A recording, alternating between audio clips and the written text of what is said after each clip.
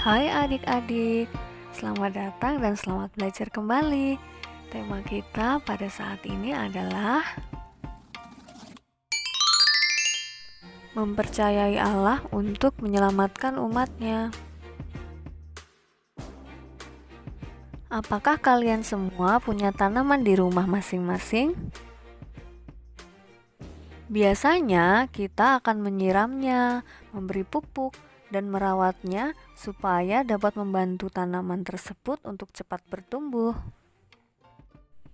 Walau kita telah membantu tanaman untuk bertumbuh, tapi masih menjadi misteri loh, bagaimana sih cara tanaman itu menjadi bertambah tinggi dan besar. Kita tidak tahu dengan pasti bagaimana akar bisa menyerap air, unsur hara, dan membuatnya menjadi semakin bertumbuh. Yang pasti, satu-satunya yang memberi pertumbuhan itu adalah Allah kita. Dia yang bisa membuat tanaman menjadi bertambah tinggi dan besar. Pohon tersebut bertumbuh atas dasar rencana Tuhan. Demikianlah yang terjadi dengan Rasul Paulus. Rasul Paulus adalah pekerja di ladang Tuhan. Tugasnya adalah memberitakan Injil. Namun, yang membuat orang percaya, bertobat, dan mengalami pertumbuhan iman adalah Tuhan sendiri. Hari ini kita akan menggunakan kitab Kisah Para Rasul untuk mengunjungi beberapa kota dan mencari tahu apa yang sudah Tuhan perbuat melalui pelayanan Paulus. Kita akan melihat pelayanan Paulus di kota Tesalonika, Berea, Athena, Korintus, dan Efesus. Dalam pelayanannya, Paulus mendapat tanggapan yang berbeda-beda dari setiap orang dan kota yang dikunjunginya. Dia tahu bahwa bukan tugasnya untuk menyelamatkan orang, itu pekerjaan Tuhan. Tugas Paulus adalah memberitakan tentang kematian dan kebangkitan Yesus. Hasil akhirnya ada di tangan Tuhan. Berikut ini adalah beberapa tanggapan di kota-kota di mana Rasul Paulus memberitakan Injil. Kalian dapat menghentikan video ini sejenak untuk membacanya dengan teliti. Saatnya kalian mengerjakan soal-soal ini. Kalian harus menulisnya dengan urutan nomor 1 dan 2. Sekarang kalian boleh menghentikan video ini sebentar. Paulus membagikan Injil yang sama ke berbagai tempat, yang isinya adalah tentang kematian Yesus dan kebangkitannya bagi kita semua.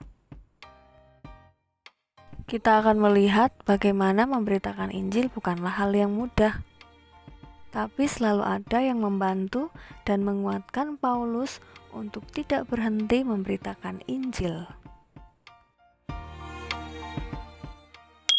Kita akan bertanya jawab dengan Rasul Paulus mengenai pelayanannya.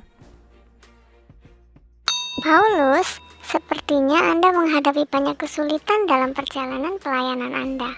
Apakah Anda takut? Tentu saja aku takut, tapi pada suatu malam Tuhan berbicara padaku melalui sebuah penglihatan. Dia berkata, "Jangan takut, teruslah memberitakan firman Tuhan." Maka aku tinggal di situ selama 1,5 tahun dan terus mengajarkan firman Tuhan. Wow, luar biasa! Apakah Anda pernah menghadapi masalah yang lebih berbahaya? Tentu saja, kamu bisa membaca ceritanya di Kisah Para Rasul 20 ayat 22-23. Aku bahkan tidak menghiraukan nyawaku sedikit pun. Yang penting, aku bisa memberikan kesaksian tentang Injil kasih karunia. Bagaimana caranya kamu dapat menghadapi semua kesulitan? Segala perkara dapat kutanggung di dalam Dia yang memberi kekuatan kepadaku. Filipi 4 ayat 13. Jadi aku tidak perlu khawatir lagi. Terima kasih untuk waktunya, Paulus. Kami bersyukur karena Tuhan telah memakai Anda menjadi saksi yang setia.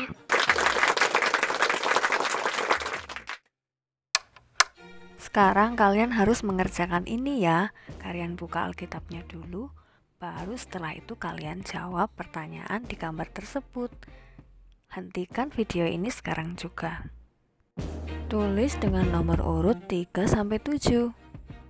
Nah, adik-adik, kita sudah melihat bagaimana Tuhan memakai Paulus untuk memberitakan tentang Yesus, Sang Juru Selamat yang rela mati dan bangkit bagi kita semua.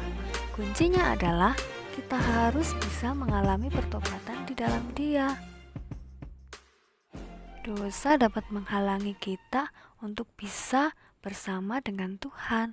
Itulah sebabnya kita harus bertobat dan percaya dengan sungguh-sungguh kepada Tuhan.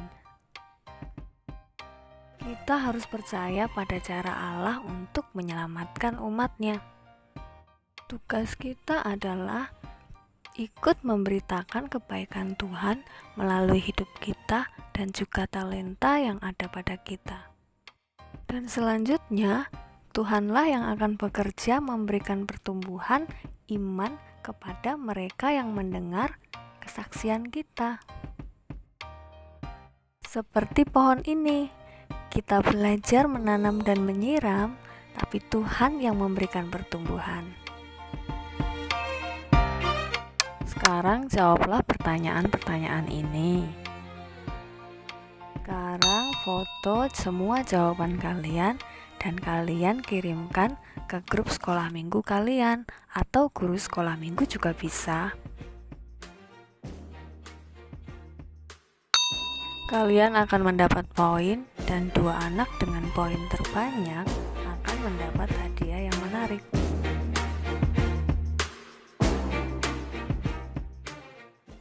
Nah, saatnya kita untuk berdoa. Mari kita bersama-sama berdoa.